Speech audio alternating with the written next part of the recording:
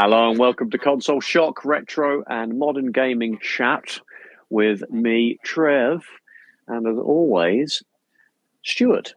Hello, Stuart. Hi there, yeah, it's Stuart, the PC gamer. How's your hammer hanging? Oh, yeah, my hammer? Yeah, how's your hammer hanging? I don't get it. Oh, just a sort of a, as you know, one thing you probably know about me, Stu, is I'm from the streets. So sometimes I'll address you in sort of street slang and stuff like that. And how's your hammer hanging is kind of a street slang for what's up, home slice sort of thing. Oh, so, yeah. right, okay. Threw you off. But you did, and I wasn't joking. I didn't know what you meant, but I understand now. But I just want to say I want to be known as Stuart, the PC gamer. Why? Well, I've now big news. People that are following me will know this, but I've actually completed Starfield. I thought you said I've completed PC gaming. I've completed all. I've done all of them. All of the PC gaming there is, I have completed. But I've completed Starfield, and I really enjoyed it. It did have a little bit. No, it took me 55 hours. I did loads of the extra bits and the story, and I actually really enjoyed it, to be fair. But then I was sort of thinking as I was playing it, and it's sort of it's a reimagining of Resident Evil 2, because there's a hell of a lot of going in a door and getting a loading screen. And, I've been tempted to play it, but I find like you've got to do a lot of building and a lot of base stuff, and I think I'd find that quite tedious. I'll be honest with you, I completed it, and I don't think I built one thing. I don't think I went anywhere to do building. And if you like, treat it more like you could treat it more like a Skyrim, and just like you talk to the dude, they tell you to go somewhere, and you go there. It's like Skyrim, but in the sky. Spacerim. Spacerim. They should have called it that. Spacerim. But yeah, it's lots of shooting, running around, shooting aliens, a little bit of space stuff. But I really didn't do too much of that. And I actually thought it was really good. I thought it performed really well, and I would recommend.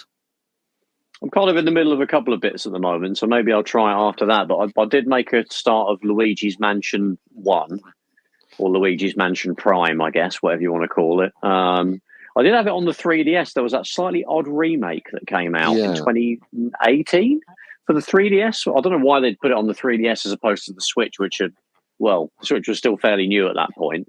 But and I thought, should I play it on that? Then I thought, no, I can play it. I could basically play the GameCube version on my Steam Deck and like up-res it and do all the fancy emulator sort of shizzle. So yeah, I've started playing it on that, and it's actually quite good. I've quite enjoyed it. The third one's coming out on the Switch in a few months, I think. So maybe I'll try and hammer through that in the second one. I think they're remaking the second one. The second one, yeah, that's it. 3 is already out, isn't it? You're right. 3 is already out on the Switch, and they're remaking the second one. But you've touched on an interesting point. I don't want to deviate from what the subject of the podcast is about, which you can see in the title, so we will get to that. But emulation and Nintendo have sued a developer, Yuzu. So that's some sort of Asian Switch emulator. Yeah. Yes. And anyway, so that they've been sued, and I'm really thinking, well, if you make an emulator for a current gen system and then commercially sell it and then release the games almost before they're actually going to be out on the Switch, I kind of think you're asking for trouble. I think the big factor that was you're right, yeah, they're absolutely asking for trouble with that on its own. But I think the big factor is the fact that they were asking for money. They're asking for trouble, but they're also asking for money because that's Patreon going. Exactly, they had a Patreon, and I think it was the Patreon. Yeah. If you're a member of the Patreon, you got access to the software and preview builds of it and everything.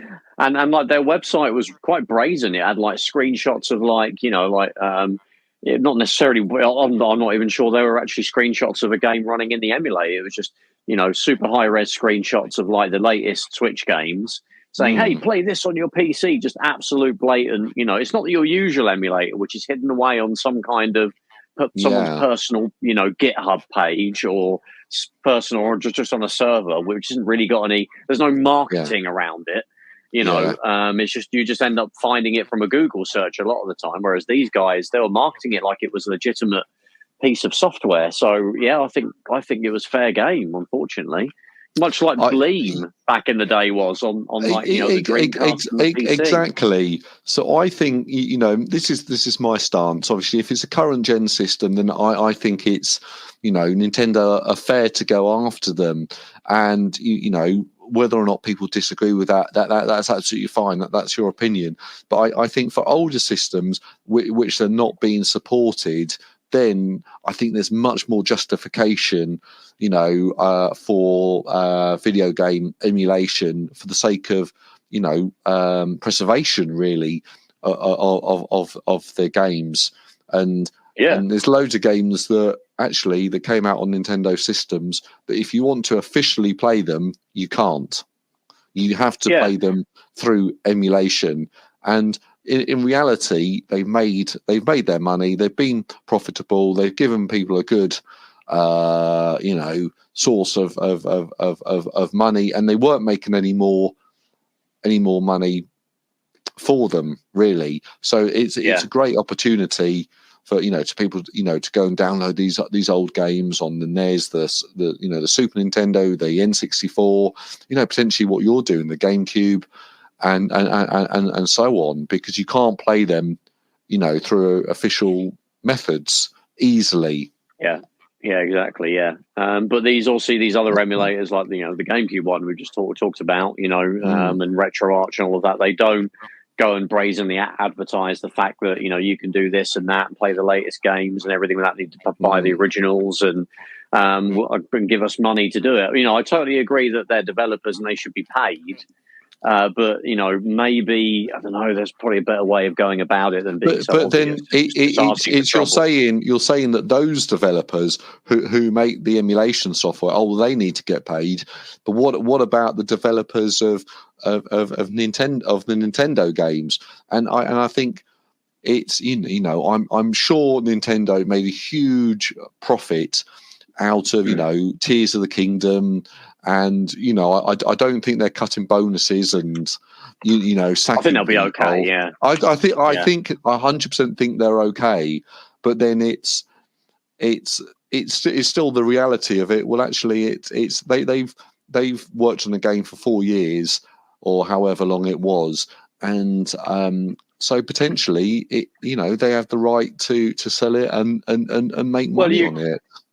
Yeah, absolutely. You're 100% right. But I mean, there's it's difficult because you can't guarantee that you've cost sales. You don't know if half of those people that downloaded Tears of the Kingdom would have bought it anyway. They might not have ever touched the game. Because you could even argue that some people might never have touched the game, and they've pirated it, played it on PC, and maybe thought, I'll get a Switch as well. Who may never have otherwise done it. It kind of almost works both ways. Yeah, I agree. There's probably the bigger factor is people never some people may have a Switch and the ability to buy that game and perhaps the will to buy the game, but they didn't because they were able to download a pirate copy of it. But I do think they overestimate. I mean, Nintendo said, it was downloaded 6 bagrillion times or something, and I'm like, how many people realistically have access to hardware that can run these things? Actually have the ability to set up an emulator. It's a minority of a minority of a minority, so the impact is never as big as I think they make out. But it's sad to see an emulator get shut down, but I don't think they were doing themselves any favors with how they were basically marketing it. But another one you can't really kill emulation. Another one will come up. And I think it already is. Of course. And I think my problem is it's a commercial operation. Venture, basically. It's commercial, and they're piggybacking off other people's IPs, other people's hard work, and so on. So, I've downloaded plenty of emulators and things like that. But I don't think I would actually download a Switch emulator or download a PlayStation 5 emulator or something for my PC, because I just don't feel that's the right thing to do. And you should support the people who make these games. And an interesting thing, sort of fact that sort of came out the other day was on Steam. This is maybe another sort of discussion point, but on Steam, it was something like 95% of games that come out don't make a profit. It was something like that, maybe 90. Yeah. And so loads of games, everyone goes on Steam, everyone downloads, Counter-Strike, CSGO 2, or Cyberpunk and things like that, all the big games. But then there's so much stuff that comes under the radar, and if it's not sort of picked up by people and people talk about it and it's not marketed well, then it just goes under the radar. And that's people would rather just go and play their Pal World for revenge of the Overwatchers, exactly. And someone made a good point about how the new stuff is also competing with the old stuff. Things that are £4 on on Steam. Maybe you'd rather spend that, or so instead of spending $60 on like a game, you could buy $10 game, or $10. $6. I've lost my train of thought here. There we go. Yeah. $6 games. You could buy 10 of them. So people might rather do that instead. So it's difficult. It's really difficult. I mean, I'm pretty sure there are games that turn a profit, but obviously we're in a bit of a weird scenario at the moment where there's all these live service games that are being killed left, right. They get released and they don't do as well as like Fortnite, and they get killed instantly because of it. People will lose their jobs because of it. The ones that don't, they get crunched like absolute gangbusters to try and keep these live service things ticking over. It's just like a rinse and repeat nightmare, really. But anyway, let's talk about something equally depressing. The death of the James Dean of video game consoles. I stole that from Larry. He once called the Dreamcast the James Dean of games consoles. We're not doing the Dreamcast, but we are going to talk about a Sega console, aren't we, Stu? Yes, we are. We're going to talk about one of my favourite consoles, the Sega Saturn, and how Sega, or if we were in charge of Sega, let's say it was 2000, not 2000, I'm getting the years wrong. It was 1995, 96. When did it come out, Trev? 94 would we, in Japan, right 94. At the end. Yeah. How would we 94. save it? What would we do if we were at the helm of Sega? How would we do things differently? What were the problems that it had, and what would we do differently? Was it inevitable? Yeah, we're going to be like Sam Beckett, and we're going to quantum leap ourselves into the bodies of some Sega executives, I guess. That was a theme song. Oh my God, I need to put that as the intro music, which you would have already heard if you're listening back. But that would be appropriate.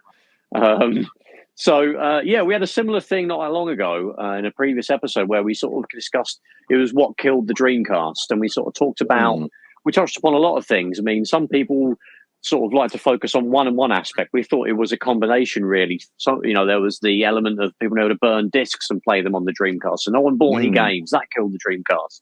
And then there was things like, the PS2 was coming out. So people were just like, in my experience, when I had a Dreamcast, they would play my Dreamcast. And then they'd be like, oh, yeah, it's awesome. But you know what? I'm going to wait for the PS2. There was that. Yeah. It was a big factor. We even touched upon how the PS1 was still huge in like 99 and 2000. Metal Gear Solid and games like that were still coming out. It certainly wasn't on a big downward swing, really. That wouldn't really happen until you wouldn't get that downward swing until the PS2 had already been launched. So that was affecting the Dreamcast. And also, we could go further back to previous Sega consoles kind of laid the groundwork for failure. And we're going to touch upon one of those previous ones. So, the Sega Saturn. So obviously it came out in Japan at the end of 94, right at the end of 94. We got it a few months later in July 95. And yeah, I mean, we can go through, we'll fire off some quick, factors that we can then go into more detail. But I think one is price. It was very expensive on launch. I've got it on my notes. It was £100 more than the PS1. Is that your memory of right, it? Yeah. Yeah. It is. Yeah. I mean, something you can kind of fight that a little bit because in most cases, I remember the Special Reserve mail order catalogue that we've talked about a load of times. It was like the best place to get video games mail order back in the 90s. When they started selling the Saturn, they did it for $349 with Virtua Fighter. So you could argue that might actually be better value than a PS1 because you've already got you don't need a memory card. The Saturn has got built-in save ability with its built-in save RAM. I know, that gets filled up quite quickly, but as a kid, really, when you're only going to have 5 or 6 games, you might not have a problem with that. So you got that. That was like £20 extra, wasn't it? Or maybe even £30 for a PS1 memory card. And you got Virtua Fighter. Whereas the PS1, you didn't get anything basically apart from the demo disc, which was entertaining enough. But you would need a full game fairly quickly after that.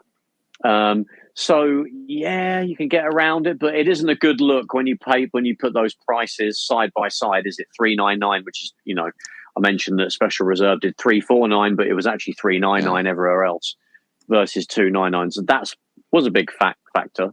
Obviously, just the general success of the PlayStation and how Sony marketed it, all of that stuff. That's it. One of my notes here was basically better. This is what I've written: better, more adult marketing. So I think when the PlayStation came out, they thought, well, actually, gone is the era of Mario and Sonic, and that's not what people don't want. They want babies falling from the sky or heads exploding.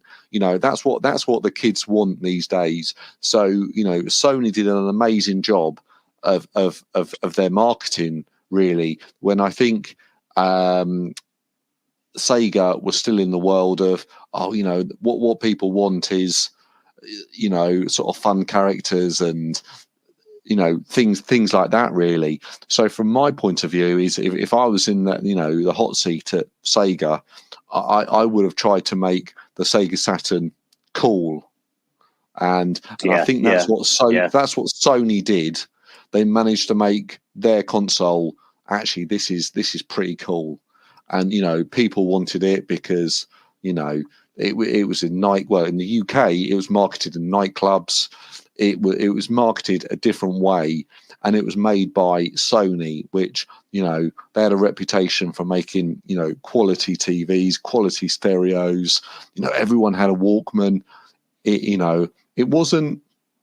It was new to the gaming market, but it wasn't new to people's I don't know, the way they think about things.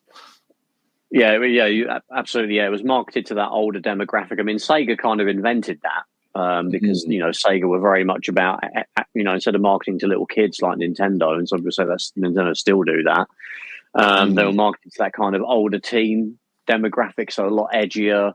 All the adverts were like Cyber Razor Cut and all those cool Mega Drive ads that we remember. It was much cooler. The hardware was always colored black and added to the edginess and high tech and cyber. All of those those marketing keywords when things are edgy and cool. Sega basically were able to embody that, and that's how they got that advantage over Nintendo in the 90s and helped the Mega Drive to sell. And they didn't really. The Saturn, it wasn't like a kid's console or seen as that. They just didn't really try and push it to any particular. I remember the adverts in the UK were quite weird and abstract.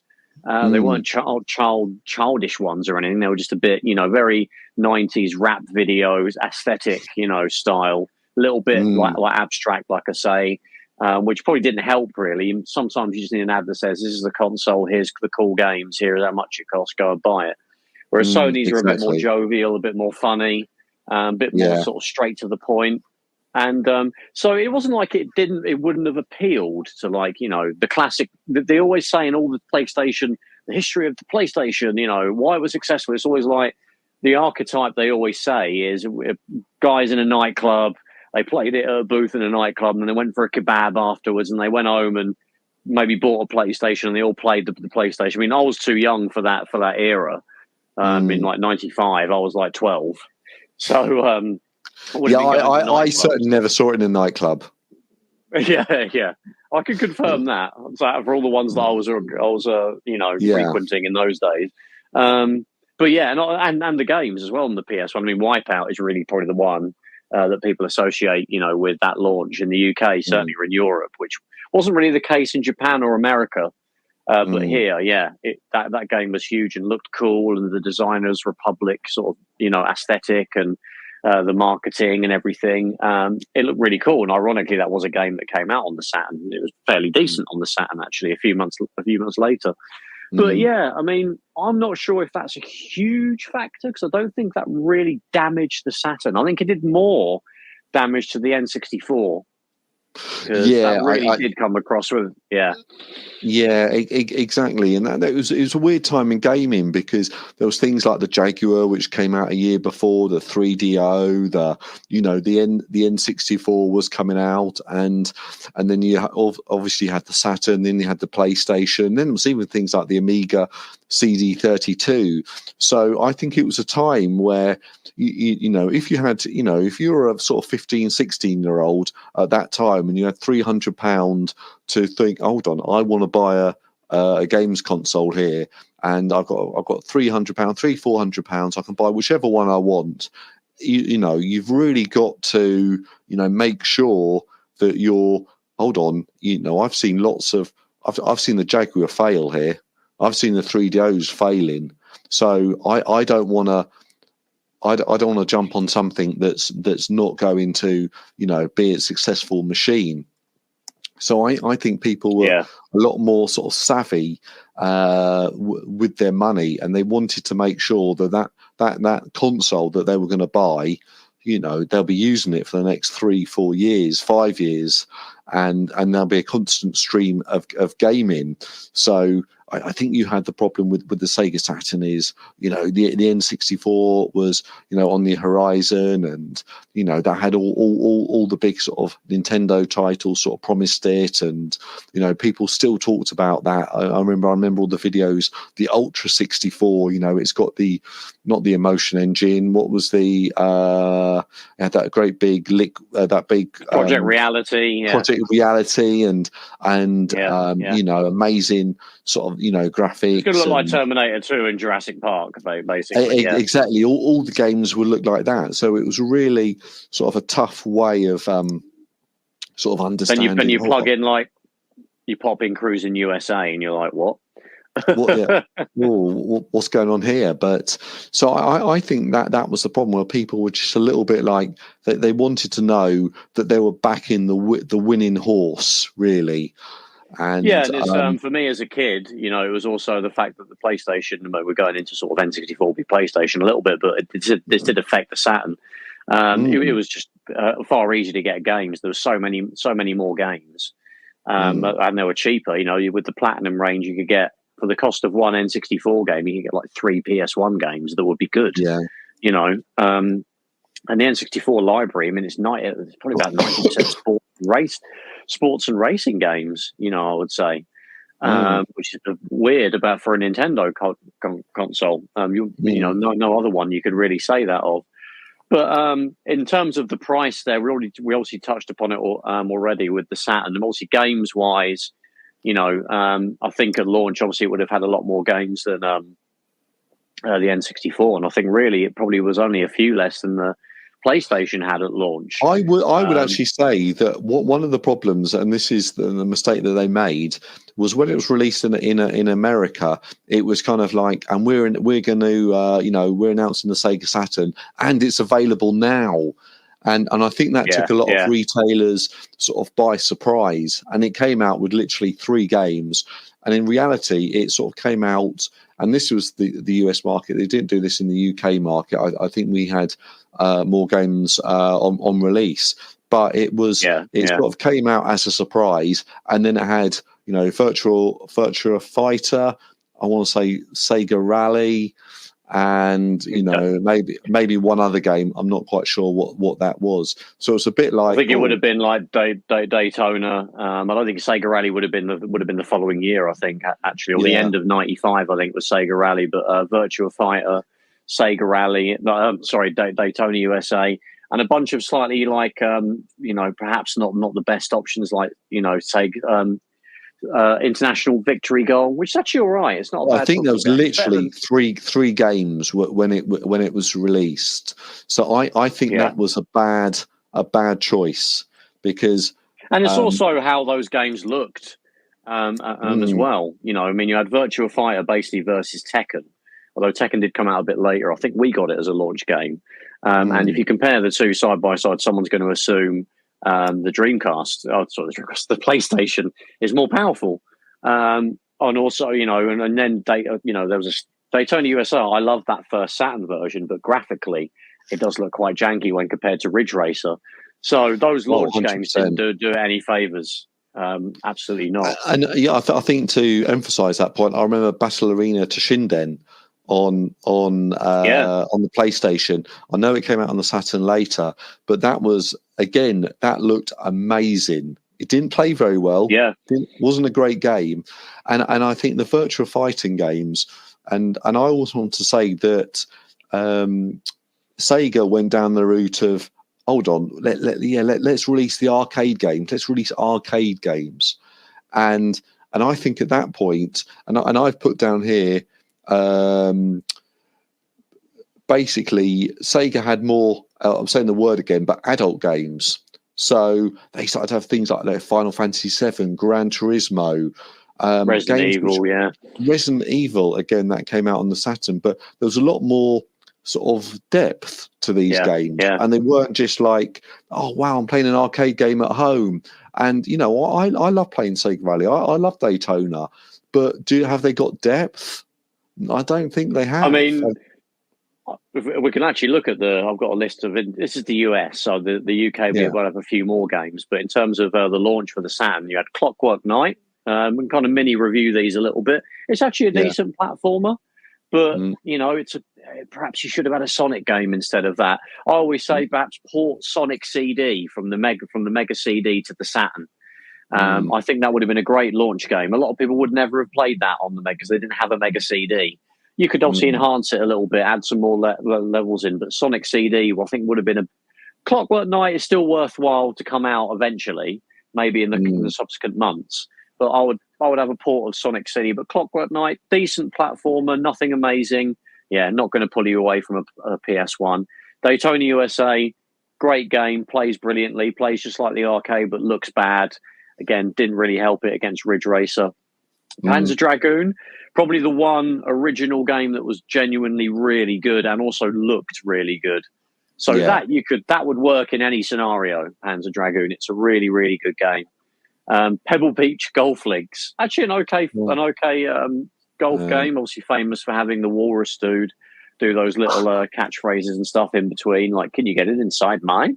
and all of those really strange phrases that he popped up and said while you're playing a game. Okay, but again, not one you're going to be, marketing and saying, get a Saturn for Pebble Beach. Virtua Fighter, already said, it's still a great game, and the Saturn version is pretty good. But, versus Tekken, it's going to look bad. And then finally, Sega Worldwide. Sega International Victory, although it's confusingly called Worldwide Soccer in the US, although the later game that we got is also called Worldwide Soccer 97. But that's actually a decent game. I think it's better than FIFA 96, which would have been the most recent FIFA. That might not have come out for a couple of months later, but that's actually a decent football game. But again, it's FIFA didn't have the cachet it does now, but maybe you would try and get something like that on there instead. But so they're the 6 launch games. Really, you would probably replace Virtua Fighter with Virtua Fighter Remix. Perhaps, aim to make Virtua Fighter Remix from the start instead of Virtua Fighter. Easier said than done, of course. This is just talking in hindsight. 2020 hindsight is always 2020. But Virtua Fighter Remix would look a lot better than and would match up more closely to Tekken. Yeah, like Daytona USA, I'm not sure there's much you could do about that. It's decent enough as it is. Pebble Beach Golf Links and Clockwork Night. I've already said Sonic CD would probably replace that. You'd keep Panzer Dragoon. I guess you would keep, International Victory Goal and Pebble Beach Golf Links. But yeah, you'd try and do better with Daytona and Virtua Fighter. Either somehow start development on Daytona sooner, so it would look a bit better. And Virtua Fighter Remix should have been the version that you got straight off the bat. So yeah, there was some damage there already, wasn't there? When you do those A to B comparisons between because basically the PlayStation launch games had a direct equivalent, didn't they? Really, a lot of them to the Saturn. So magazines and the public and all manner of different outlets would make those comparisons, and that hurt the Saturn. And as you say, the jump starting the Saturn's launch probably meant that we got the janky looking Daytona USA, that we got Virtua Fighter instead of a better version. Maybe if it launched alongside the PlayStation in September, I know it's only a couple more months, 3 or 4 months, but maybe you would have got, those alternate versions or better versions that have been in the oven for longer. That might have helped. Exactly. I mean, I'm looking at the sort of the PlayStation 1 launch games, and Ridge Racer. That just, to me, that performs sort of so much better. And I don't know how correct this is, but Wipeout. I think Wipeout is the European one. Yeah. Oh no, actually, it wasn't a Street Fighter. Air Combat, Battle Arena Toshinden, NBA Jam. It says on here. I'm not sure if that's correct. But I think a lot of these are European for our launch. Yeah, we did. I think Street Fighter the movie was a launch game in Europe. Yeah. So I just think it had and I always want to say that it had some very clever sort of deals with publishers. And from the back of my mind, I've got sort of memories that actually PlayStation gave really good sort of deals to game developers, as in we'll take 20% or whatever of the game of the sale for each game or something. It was a better deal that they gave to sort of publishers to get them on board, to get them signed up. So I think they went out there and realized, hold on, if we want to do this, we want to have loads of great publishers on board, and obviously the big one that comes to mind for myself is Namco and Squaresoft, and I mean, any other ones? Any other sort of big Sony themselves, Capcom, they're all. I wouldn't say Capcom was exclusive, though, was it? But they certainly had them signed up. No, not at all. But I guess they got many games before the Saturn as well that were Capcom Resident Evil. I know it did come out at a later date on the Saturn, but obviously it was exclusive for a long time. I mean, I'm looking at some of these launch titles for the PS1. I mean, Air Combat, brilliant game, really good arcade game, and a great PS1 version. Not really anything equivalent to that on the Saturn. Maybe Wing Arms, which isn't too bad on the Saturn, but that didn't come out until later. Aquanaut's Holiday, kind of a quirky kind of exploration under the sea game. Battle Arena Toshinden, not really a great game, but looks way better than Virtua Fighter. It didn't matter. Really. Yeah. Exactly. Destruction Derby. That was... Oh, yeah, great game. That was so much fun. These days. Oh, it's awful. It's awful. Yeah. But at the time, it was pretty good. There wasn't really anything like it at the time, so it was quite unique. Jumping Flash, that's a brilliant game. Really fun 3D platformer before kind of 3D platformers got, got a makeover with Mario 64, but a really fun game. NBA Jam, really good port of that. Rayman. Also, the Saturn got a couple of NBA Jam and Rayman as well, but Rayman's a good game. Really hard, though. Really difficult to play these days. Total Eclipse, which is a fairly rubbish shmup. Zero Divide, which is a robot beat-em-up. And I think also we got, I think Tekken, which is, say, Wipeout, we got in the UK. I think we got Doom as well. We got Doom, which was the best console version of Doom for many years. The Saturn would get Doom a couple of years later, too late. after the Saturn got Quake, I think, or around the time the Saturn got Quake. Quake was amazing on the Saturn, but and it looked crap compared to the PS1 version. One Ray Raiden Project, that's another great arcade game, not on the Saturn at all. Yeah. One thing I was going to mention here is people wanted 3D games, and I think that's what PlayStation did a great job at marketing. That a lot of their games, were 3D. People saw that as the future, and it sort of leads into the Sega Saturn. And part of the reason why I like it is, it's a 2D sort of powerhouse. And there's great examples, things like Street Fighter, Alpha 3 were actually better on the Sega Saturn. They had more, obviously, more frames of animation and so on than the PlayStation, because it was superior. And then, so I think, I don't know at the time was, how much did people know about the Sega Saturn being, the second processor was a bit of an afterthought, or it wasn't as powerful, or it was kind of like a last minute, let's chuck in another processor because we've seen on secretly what PlayStation is doing.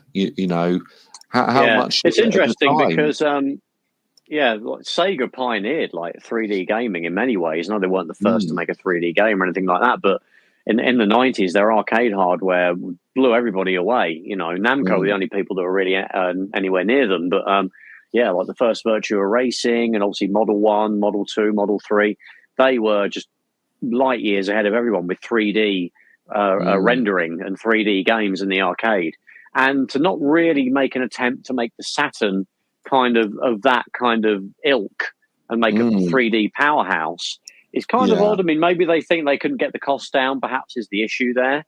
And obviously, it was a decent 3D system. I know people obviously talk about it as a 2D system, which it was brilliant at, of course, like you just said, but it was pretty good at 3D.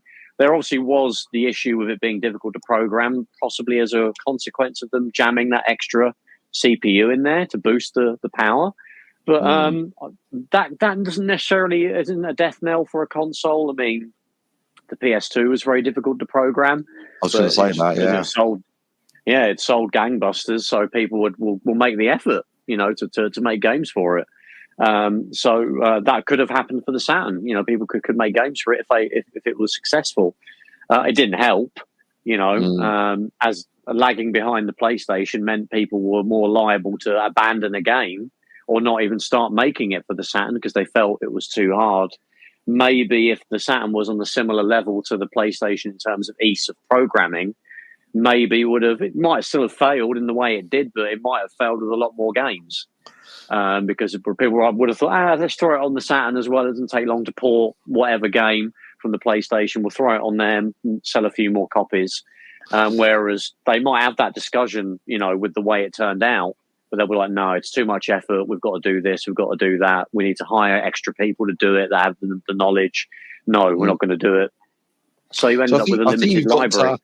Exactly. You got to think as developers, because at the moment, if you make a game for Xbox, it seems like it's pretty easy to port it to PlayStation and vice versa. Yeah, they're both based on the same hardware as the PC is. Really, they're all variations of the same thing. But if you're a developer, it's the same sort of story as if you're a purchaser. You a consumer. You want to pick the machine you want to work on, or what the machine you want to play on. So the same for the developer, because you would think to yourself, well, actually, what machine shall I put all the effort in and to work on? Well, actually, the PlayStation's easier. They're giving me more developing tools. They're doing all these things. Well, actually, it's selling 2 to 1 for every Sega Saturn out there.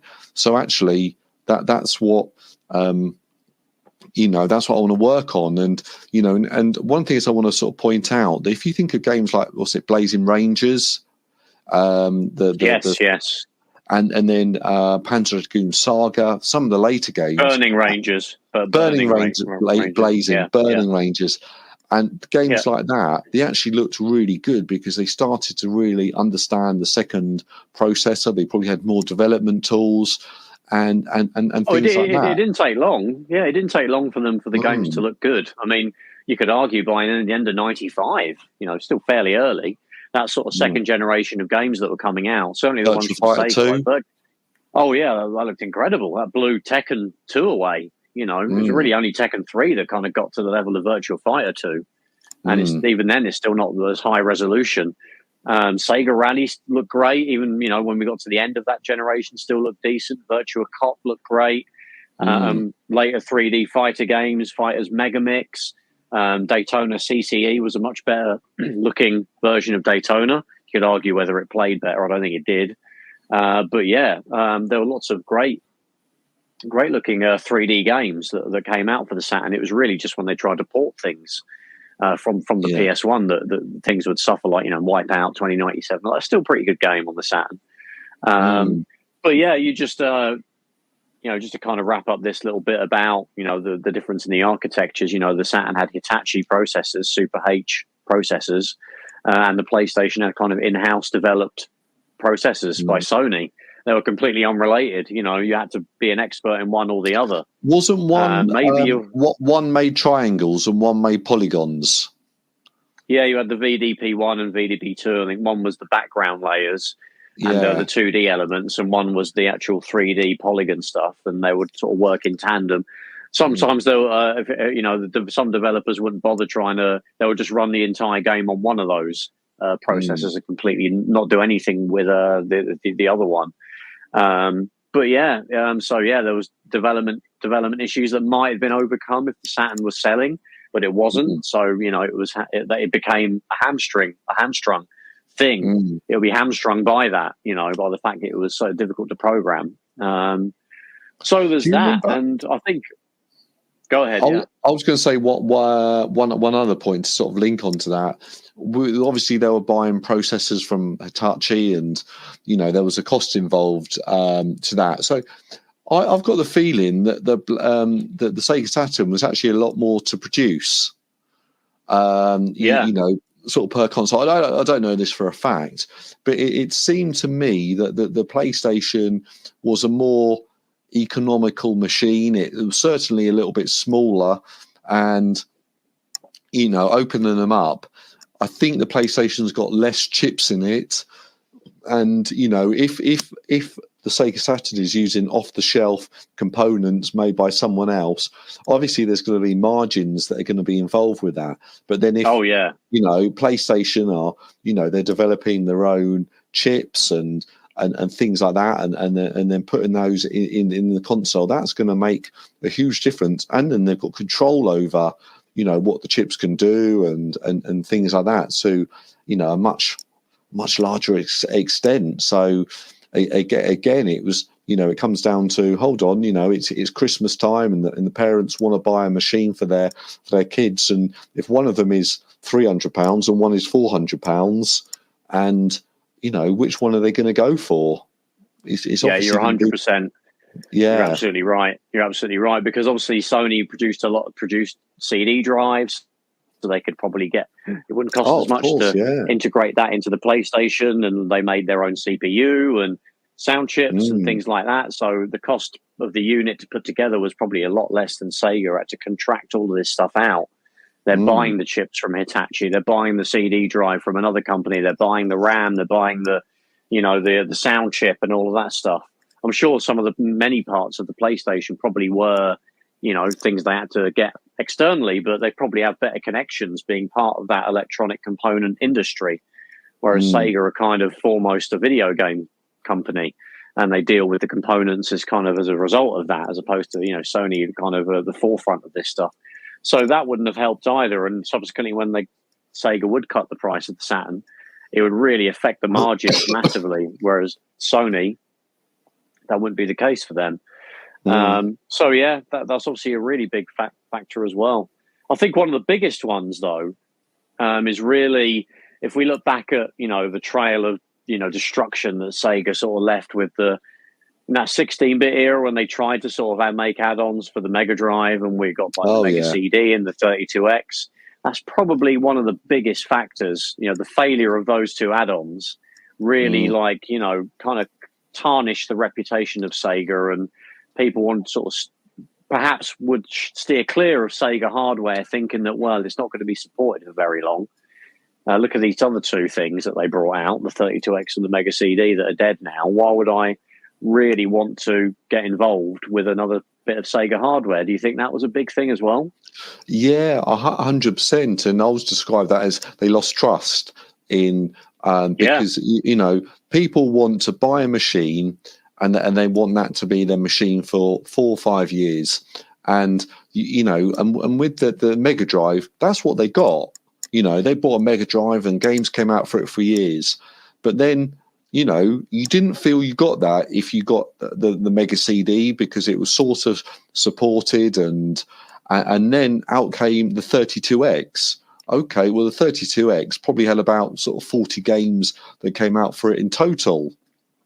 And then you were hearing all these things about, CD technologies, and, one floppy disk, you can fit 600 floppy disks onto a CD. You can, 20 cartridges can go onto one CD. And hold on, that CDs are the future, and 32X, that's cartridges again. And it just didn't feel like, hold on, this isn't the leap I want. This isn't. So, and then the Mega CD sort of failed. The 32X certainly failed. So then when, the Sega Saturn came out, it was, hold on, I bought a 32X from you a year ago, and now the Sega Saturn's out. Hold on, what's going on? Where am I positioned? And so I think from my point of view, Sega lost, trust in people, because they were constantly, bringing out sort of new machines and then maybe not fully supporting them, maybe releasing another machine a year or two later. And that became very confusing for the consumer, the same as the Wii debacle. And there's huge amounts of, I think that was a sort of a big issue. Yeah, we've said before about those previous sort of Sega systems and those add-ons. I mean, the Mega CD, I think, was probably just about worthwhile. It had a decent run, really. If you don't really, it's kind of got tarnished a bit by the 32X that came after it. But it's got a decent library of games. It got a couple of hundred games, and it lasted from. Obviously, we got it very late in the UK. It was already like 92, 93, I think, by the time we got it. And I think it had its last game around 96, but it actually came out in 91 in Japan. So it's kind of, really, it did have kind of a 5-year run, just about had a 5-year run. I mean, to me, it was the 32X, wasn't it? Really did it, yeah. What's the message you're trying to, you're trying to give out, and how are you meant to build excitement for your next generation if you bring out a machine that's what if I don't know, Sony brought out a PlayStation 5.5, or we'll support this supposedly. we'll support this for a year, and then there'll be this new super duper machine that will come out. It just didn't work out well. No, I mean, really, if we're going to do that whole, quantum leap thing and travel back in time, we'd probably stop them from releasing any Mega Drive add-ons. The only thing that I would suggest is that they could do is, and we did get the SVP chip in like virtual racing on the Mega Drive. You could go with that, make that. Yeah. We can have some, and maybe have that as the only sort of Mega Drive enhancement ever. So we can have a bunch more games that use that chip. Maybe you could release it as a separate add-on to reduce the cost of the SVP games. And you'll get, you could basically it'll be like the Super FX chip, which it basically was, except we only got one game. The Super FX chip got, 9-10 games, didn't it, on the Super Nintendo? So yeah, something like that, yeah. Yeah, so we could have that, but really just don't do any of that. Don't do any add-ons at all. And then there's no bad faith going into the release of the Saturn, and you've kind of got a clean slate, and you can kind of coast into that Saturn PlayStation generation, 5th gen consoles. You can coast into it off the goodwill of the Mega Drive, which hadn't been tarnished at all.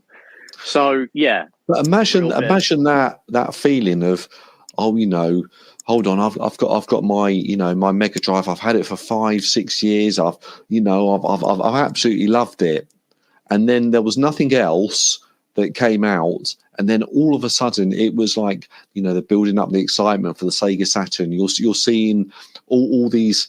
And you haven't played a game like that at home. You haven't played Virtual Fighter because the 32X never came out. And exactly. Then, you know, the Mega CD never came out. So you're like, oh my God, I'm going to be playing games on CD. They're going to be so much bigger, and there'd be such a huge, great big pent up,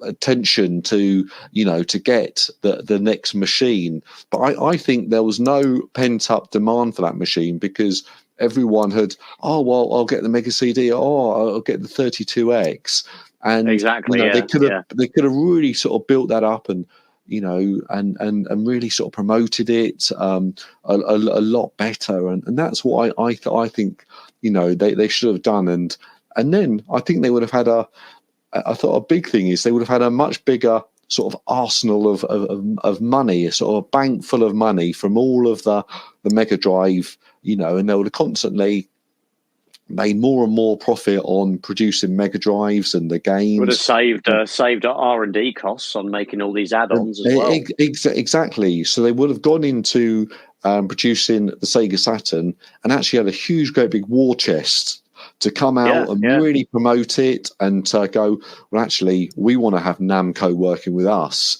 So Namco, name your price. We want, Ridge Racer on the Sega Saturn. We want Tekken on the Sega Saturn. These are the things that we want. And well, to be honest, if they didn't have that.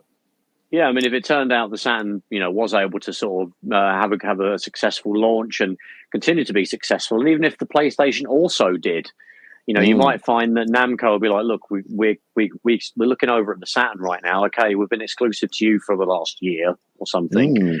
We've given you Ridge Racer and Tekken, but we want to actually release these games on the Saturn because it's a huge market that we're missing out on. So you might find that, those games would have come out anyway, maybe a year or two down the line. They might have gotten in, maybe the contract said you're not allowed to release Ridge Racer and anything else ever.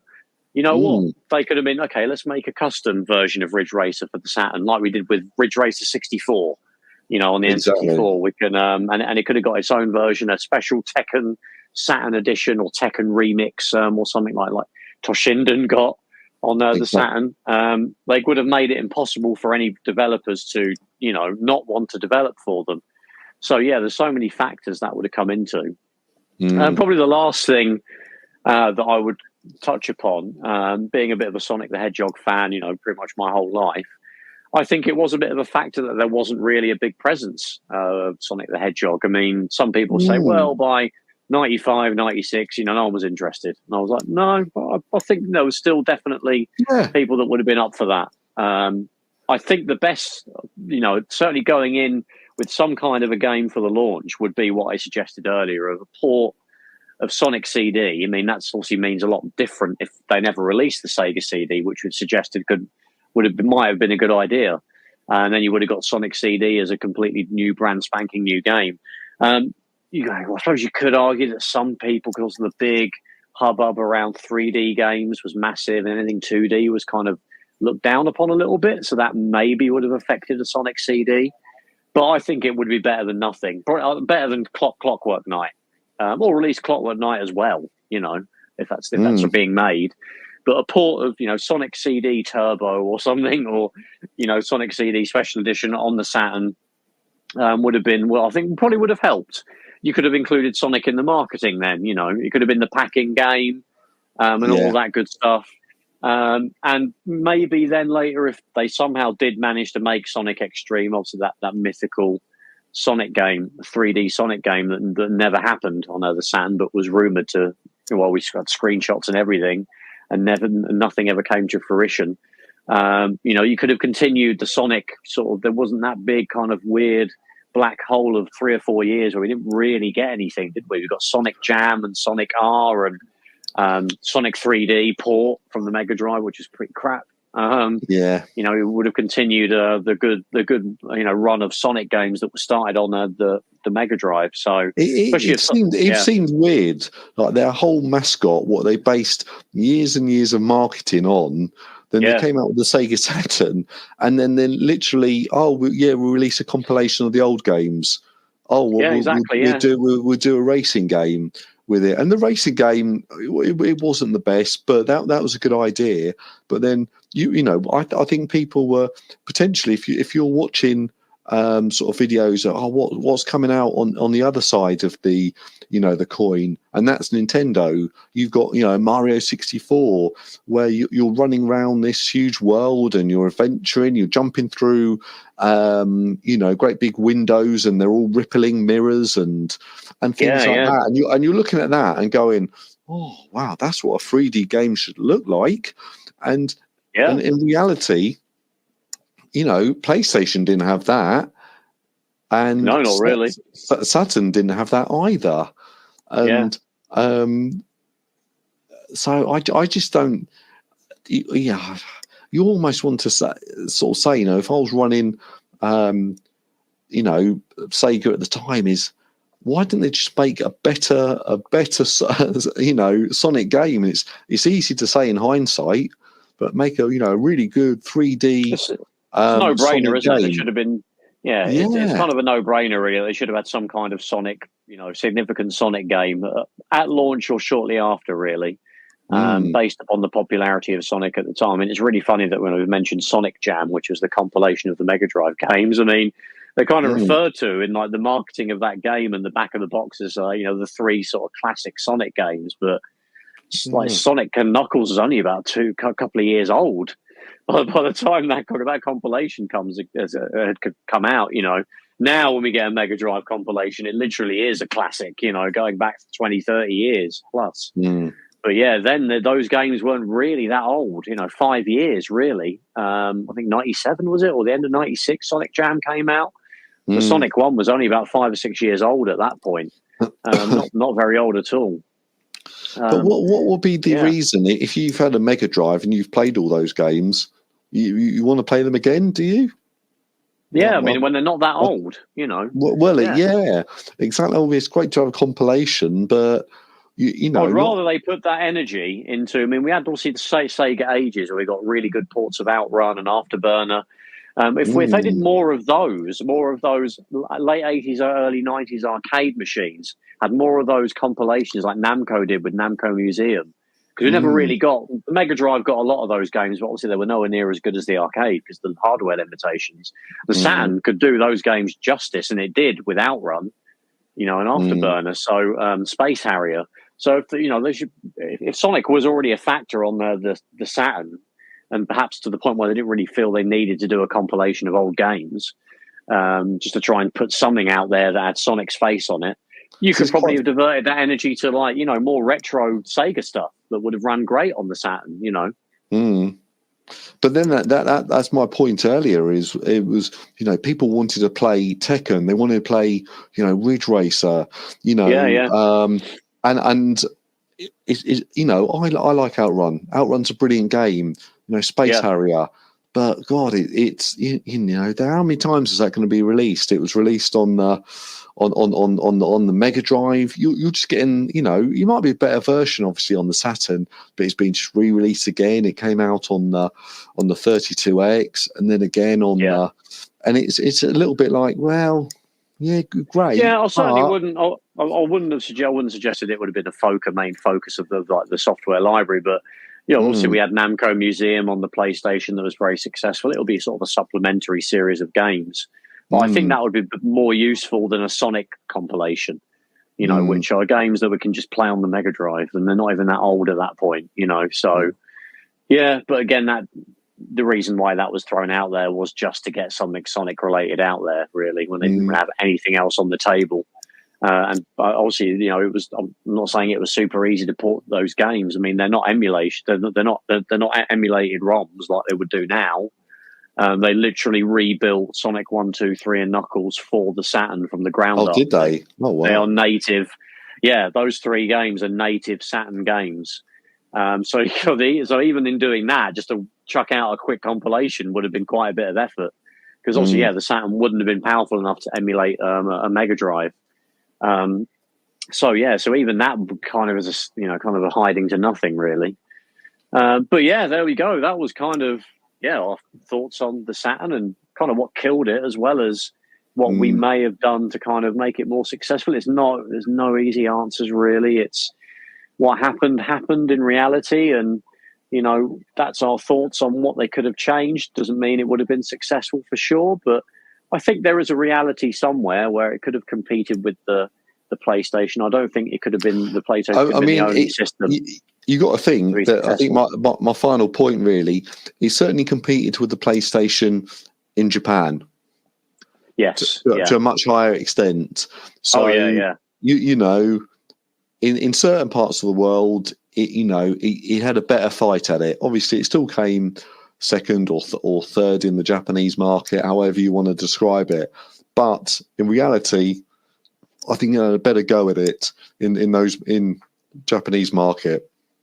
I think the irony is there. That's where Sega are traditionally weakest as well. If it was going to have a chance of not necessarily winning, but being a big success, it would have been in Europe and America, where it absolutely died.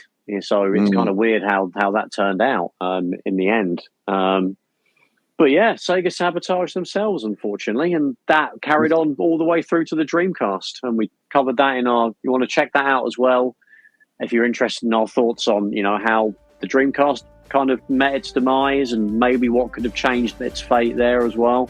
We have that episode, What Killed the Sega Dreamcast, so go and dive into our backlog and you'll be able to catch that one as well. Anyway, Stu, where can you find us?